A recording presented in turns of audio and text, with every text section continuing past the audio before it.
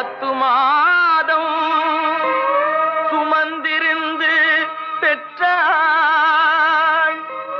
பகல் இரவாய் விழித்திருந்து வளர்த்தாள். வித்தகனாய் கல்வி பெற வைத்தாள். மேதினியில் நாம் வாழ செய்தாள்.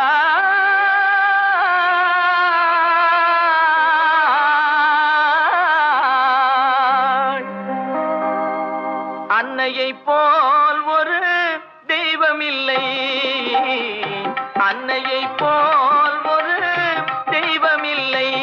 அவள் அடித்தோ